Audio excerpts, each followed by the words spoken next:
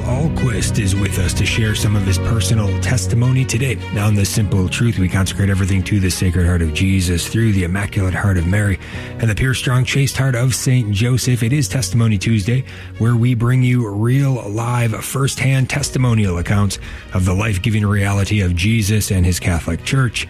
I'm Jim Havens, and our guest today, Dale Ahlquist. He is the president of the Society of Gilbert Keith Chesterton, Chesterton.com. He's the creator and host of the EWTN series G.K. Chesterton, the Apostle of Common Sense, the publisher of Gilbert Magazine. He is the author of 6 books and has edited 14. He is a senior fellow of the Chesterton Library at London and has been called probably the greatest living authority on the life and work of G.K. Chesterton.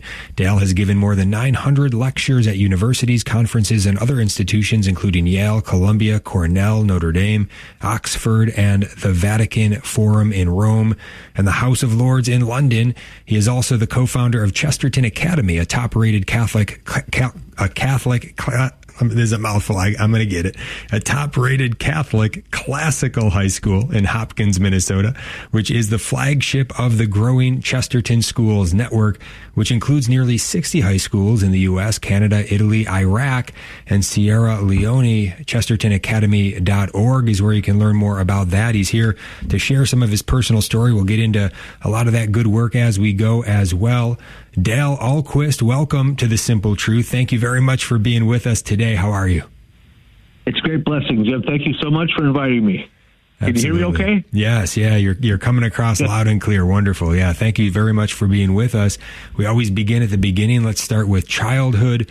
What was your early life like, your family, and the culture you grew up in?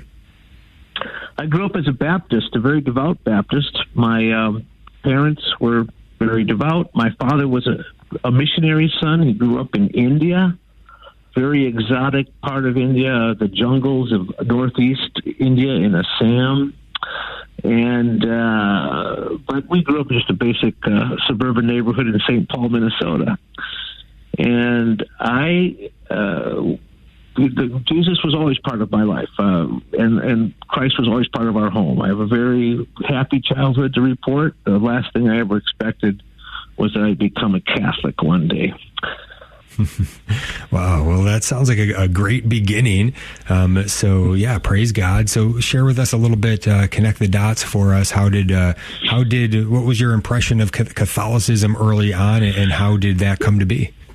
So as a good Baptist evangelical, we were very suspicious of the Catholic Church. We obviously, as Protestants, believed the Catholic Church was wrong about most things. And, there was certain challenges, especially, as I started to discover the faith of what I'd have to do, what I'd have to deal with. But the only reason I discovered the Catholic Church was because I started reading G.K. Chesterton. And Chesterton was the one who escorted me to the doors of the Catholic faith. And from the time I started reading Chesterton to the time I became Catholic was 16 years. Wow. So how old were you when you started reading Chesterton? I was 22. Okay. And let me explain. I started reading Chesterton, and because I was a big C.S. Lewis fan, Chesterton is the force behind C.S. Lewis. Anybody who loves C.S. Lewis can thank G.K. Chesterton for C.S. Lewis, because it was a book by C.S. Lewis called The Everlasting Man, which led Lewis to become a Christian. He said it was the first book he'd ever read that presented a rational basis for Christianity. And he was an atheist when he started reading the book. And he said a young man who's serious about his atheism cannot be too careful about what he reads. So it was because of Lewis that I started reading Chesterton, and that's what set me on the road. But C.S. Lewis is a lot easier read than Chesterton. It's just that Chesterton is a lot more profound and takes you in a lot more directions. And so it was just a matter of discovery at the beginning. And I can tell you that G.K. Chesterton was himself a Catholic convert, and he describes, Jim, the 3 stages of conversion. And I think anybody who is a convert can relate to these three stages. The first stage is you decide that you're going to be fair to the Catholic Church. And most people are not fair to the Catholic Church. And that's because it's impossible to be fair to the Catholic Church. You are either for it or you're against it. And as soon as you stop being against it, you start being for it. You can't be neutral. No one's neutral about the Catholic Church. Think about that. That's very interesting. And so, as a Protestant, I was clearly protesting against the Catholic Church. The very name Protestant means you're protesting. Your very identity as a Christian is that you are protesting against the first church, the original church. And so the first stage is really fatal, because as soon as you decide to be fair, you start cheering for the church. You start rooting for it. And the second stage is discovering the Catholic Church, just learning all the things that you never knew about it. That's the fun part, because it's like being in a foreign country with all these exotic birds and flowers that you never knew existed, and you're just taking it all in, and it's all fun because there's no commitment involved. It's the easy part of becoming Catholic. And then comes the third stage, running away from the Catholic Church, because after your intellectual arguments have been answered and your objections have been answered, it's still a question of the heart and the will. It always comes down to a matter of free will.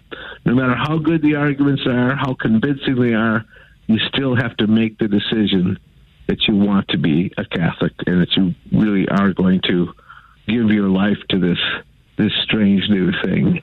And it ends as it did for Chesterton and as it did for me, by entering the church with your head bowed. It's an act of humility. And then you discover that the church is larger on the inside than it is on the outside.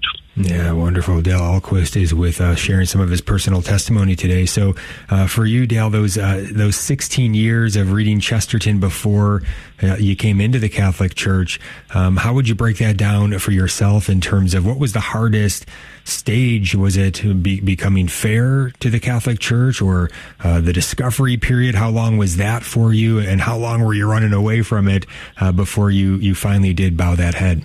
Good. I have to say that the discovery period, lasted a fair amount of time, but when you hit that wall, when you realize, okay, I have to make a decision, there's those last few intellectual arguments that you have to overcome before your will sets in. And for me, as a Baptist, we grew up and we were completely immersed in a very anti-Marian mentality. There was no room for Mary or for the saints in Baptist theology.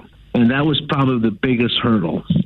And with Mary, it's just a very difficult thing for a Catholic to understand, because the Catholic Church is so devoted to Mary, and she's the mother of the church. For the Baptist, there's just no place at all in our theology for Mary. We just had all kinds of explanations for it, some kind of remnant of paganism or goddess worship or some sort of man-made interference with our direct relationship with God, which is what you always is preached in the evangelical understanding. And so what did it for me, my last two hurdles, Jim, I'm here I am, I'm trying not to become a Catholic, right? So what do? I go on a religious retreat. And where do I go? I go to a monastery, of course. And so there I am at a monastery doing the Lectio Divina, doing the religious reading. And one of the first things I read is that the monks say, here at our monastery, we model ourselves after Mary because she is the first Christian. Okay, and I had to think about that in a way. Okay, that makes some sense. She's the first Christian. But then they explain it more. Why? Because she carried Christ within her. And I said, oh, okay, that makes sense. What Mary did literally, we as Christians do figuratively. We carry Christ within us. But then it said she then revealed Christ to the world. The Christ was revealed to the world through Mary. obviously, when he was born. And I said, okay, that makes sense, too, that Mary revealed Christ to the world. And so what she did literally, we do figuratively, yes. Therefore, she is the model Christian. So then, for the very first time, I understood, okay, Mary does have a role that's more important than just basically the mother of Jesus, which we just didn't give much importance to. Yes, Dale Ahlquist, Chesterton.com. He's going to be with us for the rest of the hour. We are very, very blessed to have him with us. So we're going to get more into his story, into his good work, start unpacking many great insights, I'm sure, as we go.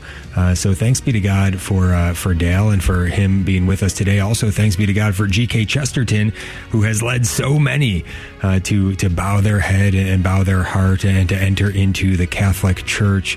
What a blessing we have in the communion of saints who have gone before us. Of course, Chesterton, we would hope to be part of that communion. Maybe we can ask Dale as we go, again, being one of the greatest experts on G.K. Chesterton, where does his cause stand in terms of beatification, canonization? Where is he at?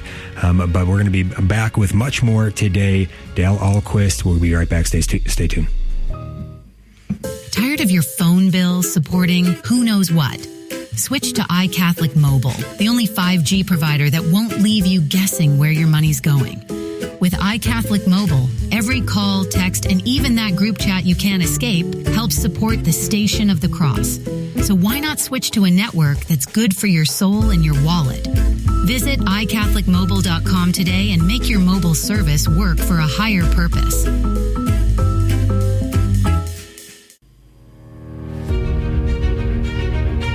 Welcome back to The Simple Truth. Jim Havens here with Dale Ahlquist, our guest on this Testimony Tuesday. And you can find him over at Chesterton.com.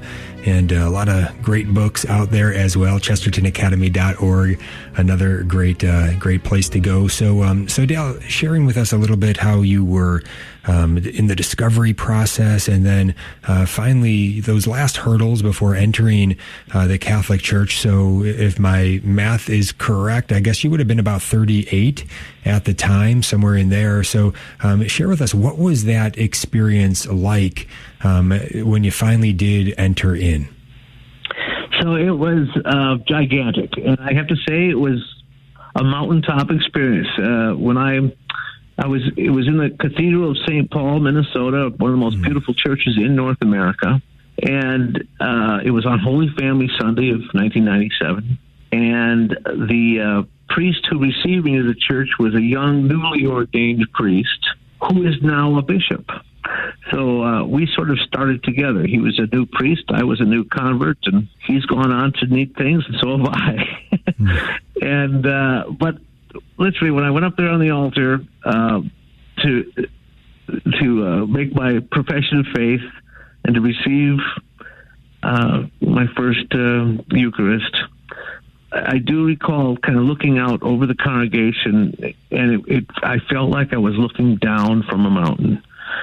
And it was as profound as I could have dreamed.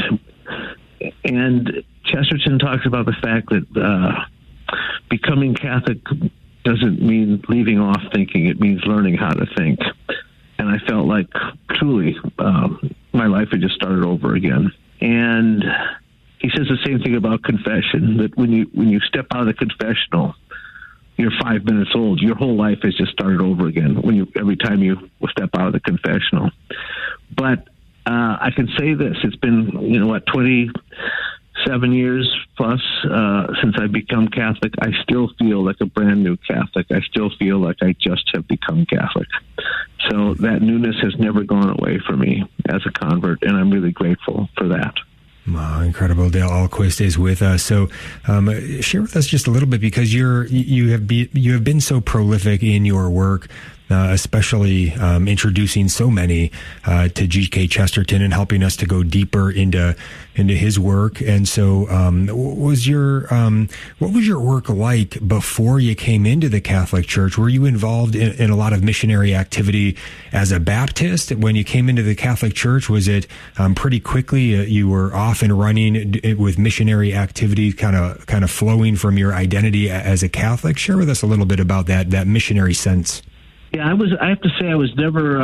I would say I never was involved specifically in missionary work as a Protestant, but I was always an outspoken Christian. Never afraid to defend my faith and to argue for my faith. And so I would say I did evangelization just as a lay person, as a common person, because I would enjoy getting into arguments about the faith and defending Christianity against everything. And so I think in many ways God prepared me to be a Catholic lay apologist and lay evangelist, because I was just simply a Protestant lay person who never was, never shy about standing up for what I believed. And so that helped me, certainly.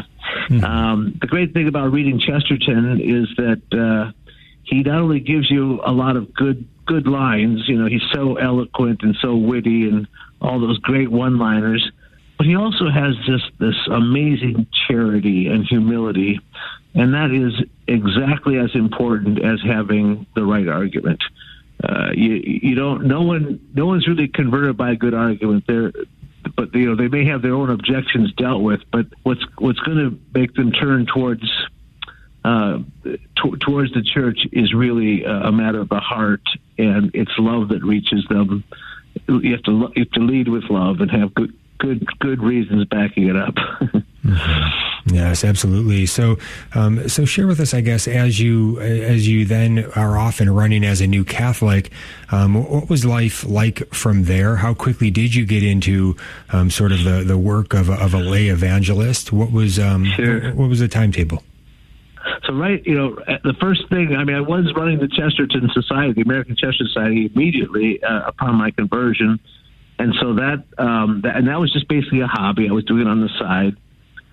But it was only in 3 years, we established a magazine. We were starting to get some kind of profile, just getting Chesterton's words out there and writing about Chesterton and speaking about Chesterton as an important thinker that needs to be rediscovered in our time because of his prophetic insight and just his delight as someone to read. Well, I'm contacted by Marcus Grodi of the Journey Home on EWTN, and he wants to do a television show on his Journey Home about classic converts, and he said he wanted to do a show on Chesterton's conversion, because Chesterton could be considered one of the classic converts. And he asked us, do you know anybody who could do an interview on Chesterton? And I said, well, the only person I know is someone I can't really recommend very highly, but it's me, because I know Chesterton and I am myself a convert. And he said, well, you're the one we want. And, this is just how God works. I had never even heard of the Journey Home. I knew vaguely what EWTN was until about a week before he called. Someone told me, Dale, you should be on the Journey Home. I said, what's the Journey Home? So I just had learned about it. And then a week later, I hear from Marcus Grodi. And there I am going down to Birmingham, Alabama to be interviewed on the Journey Home. And we did the hour show about Chesterton's conversion. And upon completion of that show in the studio, the producer came up to me and said, we need to do a whole series on Chesterton. So just based on 1 hour of talking about Chesterton, he wanted to do a whole series on Chesterton. And I said, well, that's a great idea. I said, you should do that. He said, no, we want you to do it.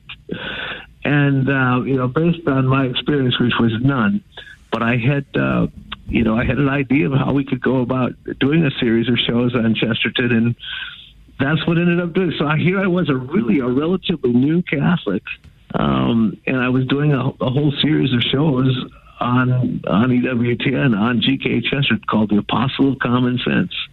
And that certainly gave me a higher profile as a Catholic lay evangelist. And of course, it gave G.K. Chesterton the most exposure that he's ever had since he's been alive. So Chesterton's popularity certainly went up as a result of 7 seasons of the Apostle of Common Sense on EWTN. Yes, Dale Ahlquist is with us. Thank you so much for doing that show, for putting that work out there, and that's where many of us have probably first had an introduction to you and your work. Also, though, the Society of G.K. Chesterton here. So there's all these. I go on the website, and by the way, I think I was saying Chesterton.com. Don't go to .com, it's .org. Chesterton.org is where you want to go. And when you go there, if you look at the local societies, there's a map. You can see where they're all over the place. And, about 15 years ago, I had a brief stint. My young family and I, we were in Minnesota for about 8 months. And during that time, we were about 45 minutes, an hour south of St. Paul. But one night, I traveled up there to one of the societies there, and saw you right there at the center of the room with all the folks there. It's everything that you would kind of expect. It was kind of cold and a dark night going in there in this upper room, sort of like a restaurant bar or something, if I remember it correctly, but a very dignified space and just good conversation. And you were leading the way, talking about Chesterton. So when did that first begin? And do you still do that? How long has that been going? Oh, that's great. That's neat that you were there that night. So we started the local Chesterton Society actually about a year before we started the American Chesterton Society.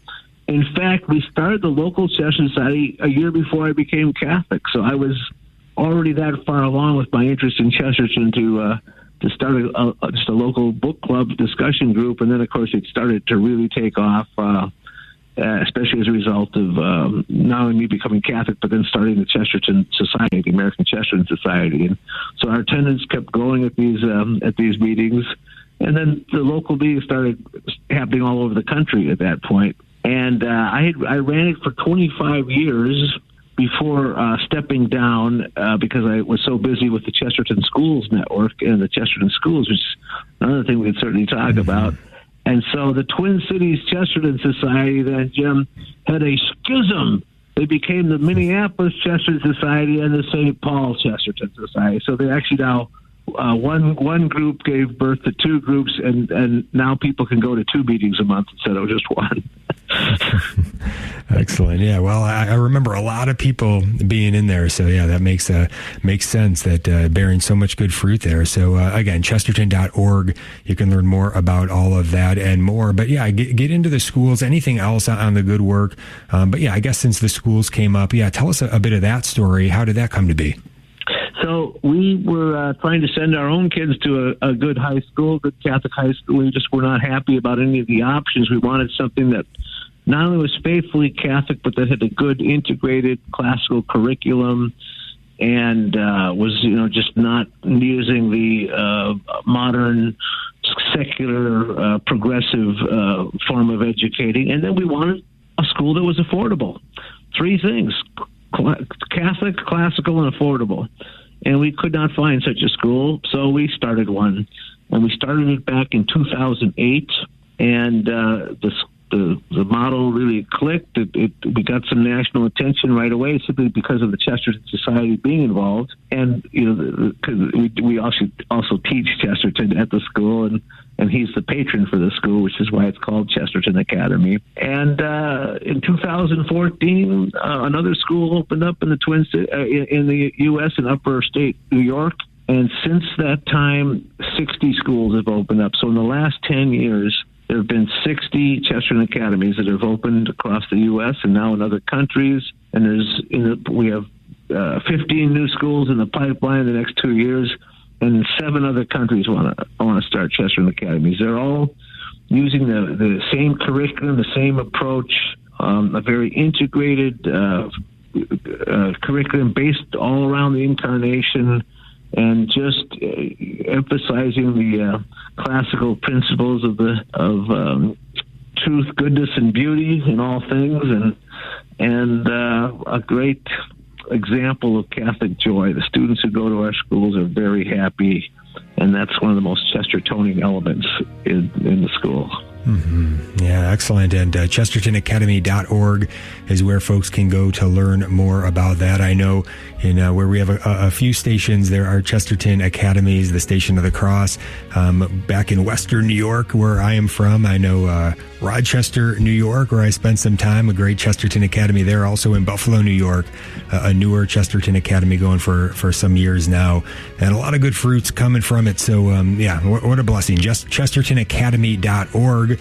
We are going to have Dale Ahlquist back with us for more after the break, so stay tuned. And I do see if you go to Chesterton.org, there is information there, a statement on the cause for canonization regarding G.K. Chesterton, saying he should be numbered among the saints. And we've got a statement from Dale there. We'll ask him to share a little bit from that when we get back, and more. Stay tuned.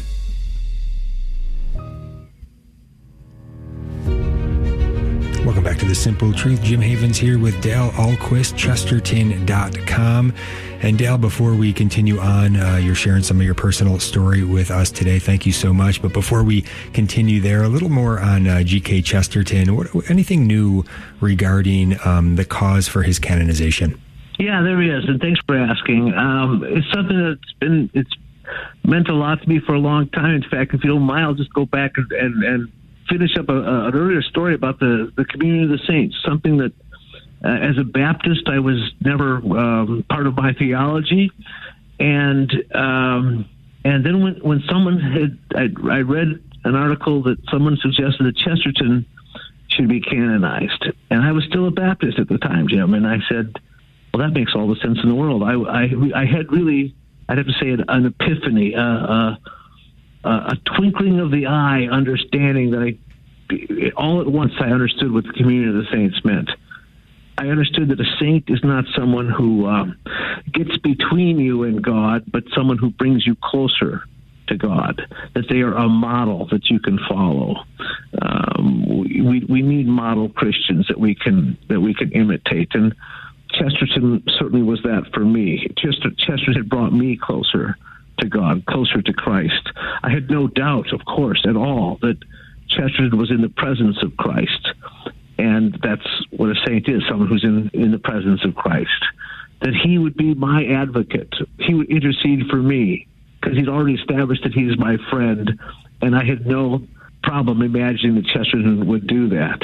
And then, of course, the other thing that everyone forgets about a saint is that every saint has a cultus, a group of people who are devoted to that saint. That's how people become saints. The Catholic Church doesn't decide, hey, who should we make a saint this week? No, people go to the Catholic Church, they go to their bishop, and they say, we have a devotion to this person. We think there's a case for his canonization, that he's demonstrates heroic virtue. And so I said, oh, man, I get this. So let's, I said to my Catholic Chestertonian friends, you know what? I'll tell you what, you make Chesterton a Catholic, make Chesterton a saint, and I'll become Catholic. And that's not how it works, Jim. I had to become Catholic through the normal channels. And then the biggest irony of all is that I find myself eventually the one leading the cause, or the great promoter of the cause. And just to let you know, we've had some great progress. There's a lot of interest around the world in Chesterton becoming a saint. A lot of people in their minds, he already is a saint. If you have one of those little tiny saint key fobs, you ever seen those things? Mm-hmm, they already have one for Chesterton. There's already a Chesterton key fob, and he's technically not a saint yet, but by popular acclamation, he is. And so there's a lot of people who are just expecting this to happen. Well, we have every reason to believe that there'll be a bishop soon opening a cause for Chesterton's canonization. It has to be then approved by the congregation of bishops to whom that bishop belongs, and then by the dicastery for saints in Rome. That they would issue a nihil obstat, that they have no objection to the cause going forward. And so then we just go through the process. But when that happens, Chesterton would be declared a servant of God, and then the work of the postulator and the tribunal begins to examine his life and examine his writings and make the case for his holiness. Mm-hmm. And we have lives who just have been transformed by Chester. We have prayer cards. We've probably distributed over 30,000 of them easily. And there's people asking for his intercession and finding that their intentions have been answered. So there's some great stories of Chesterton already interceding. So the exciting part about this is that we need more lay saints, first of all, and we're starting to see that now. Carlo Acutis is about to be canonized. Pier Giorgio Frassati is about to be canonized.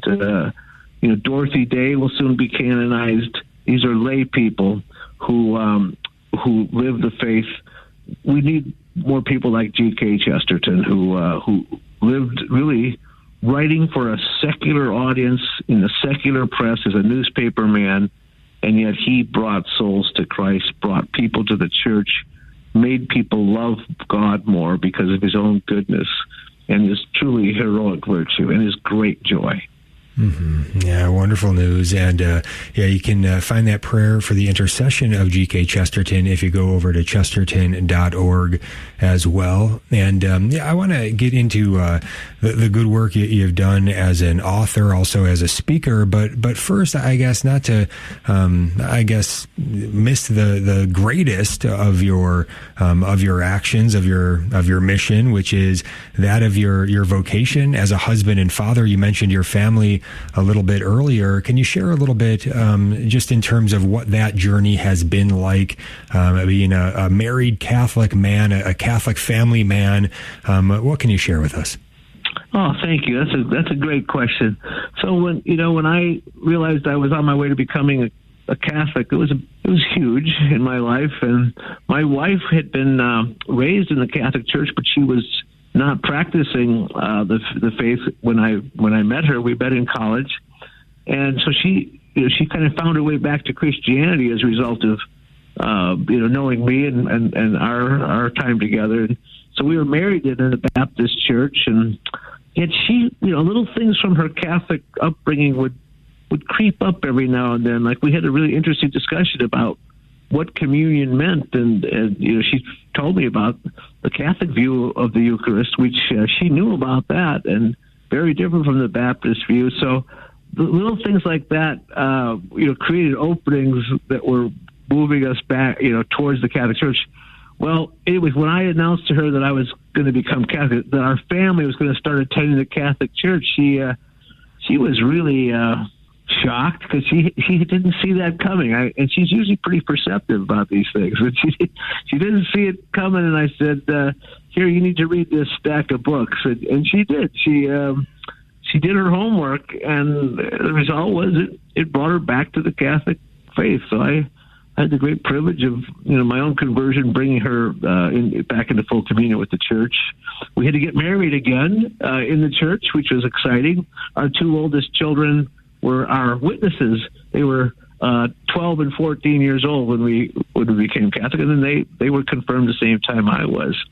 And then as things go, we had 4 more children after that. So as Catholics, and it was, of course, because of having an additional 4 people in the family is why we started Chesterton Academy, because those are the ones we had to send to high school. So 6 children, the 2 oldest were confirmed with me, and then we had the privilege of raising 4 more in the faith, and they've been all so supportive of my work, and 4 of them graduated from Chesterton Academy, and they're just one daughter married now who is expecting our first grandchild, and we're just very thankful and joyful. It's a very, very closely knit and happy family.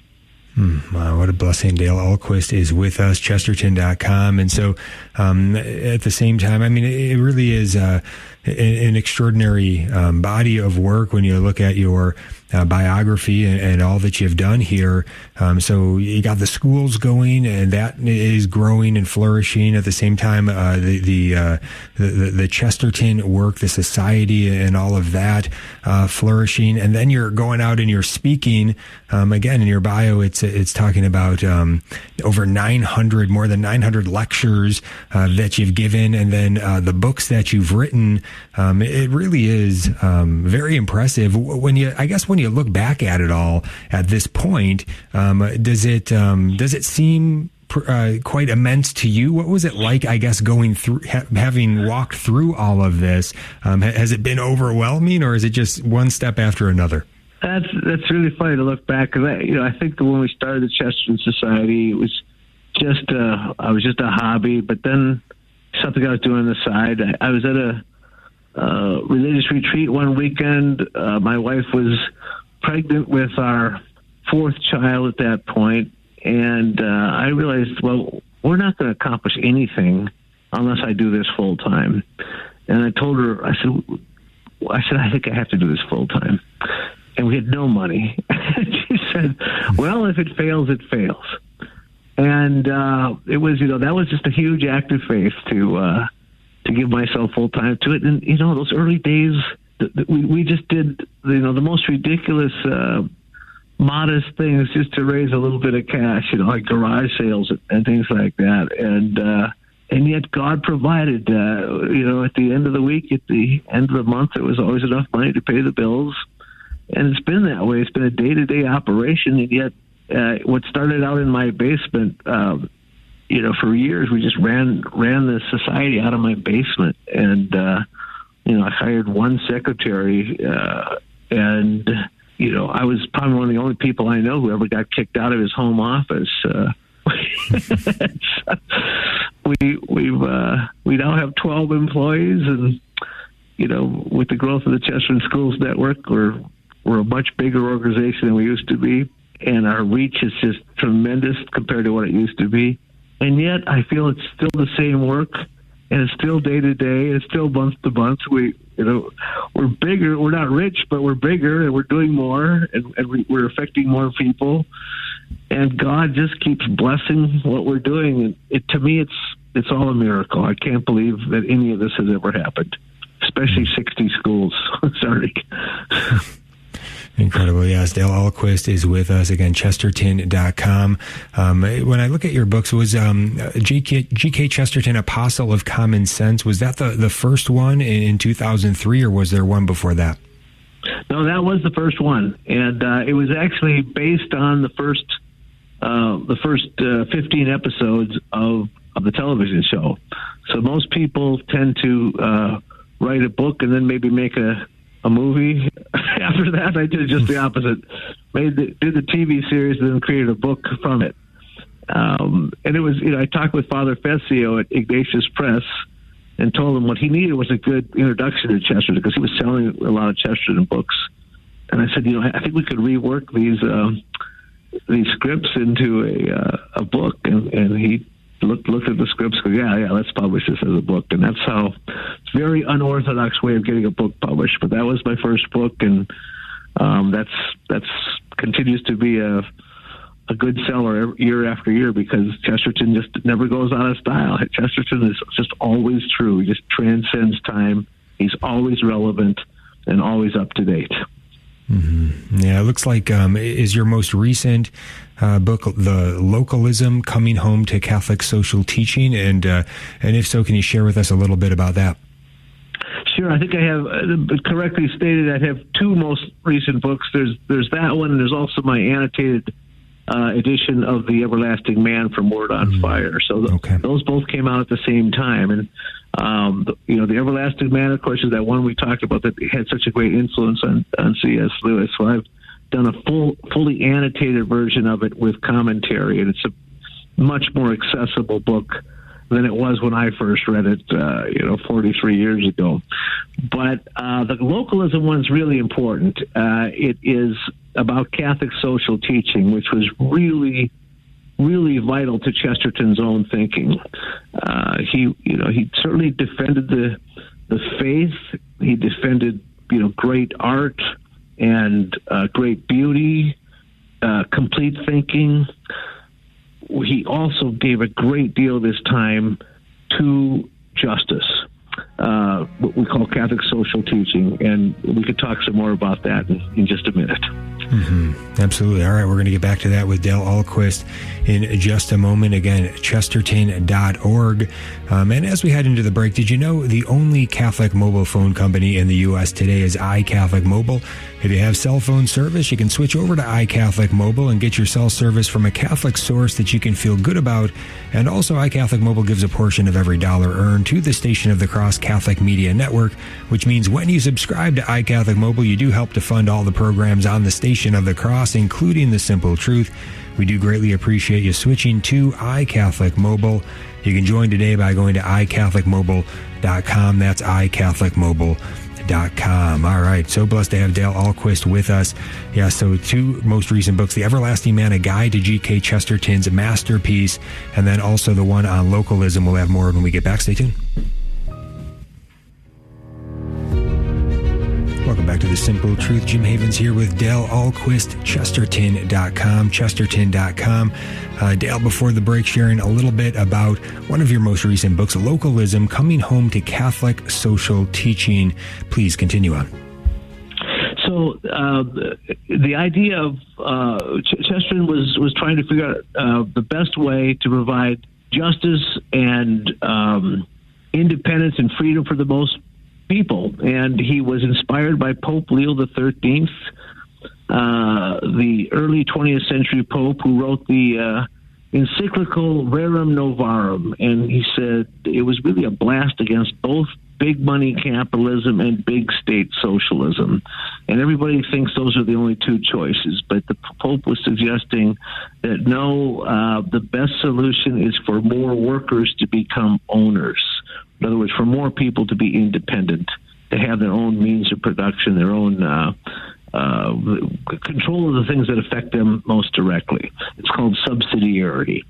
And Chesterton and his colleague Hilaire Belloc came up with the name distributism, which is an awful name, confusing name, a hard thing to understand and to explain.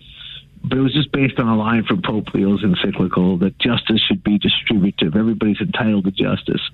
Well, we've been working for years to come up with a better name than distributism, so we don't have to, jump through backward somersaults trying to get people to understand what we're talking about. And we came up with just the perfect name, localism. People understand that right away.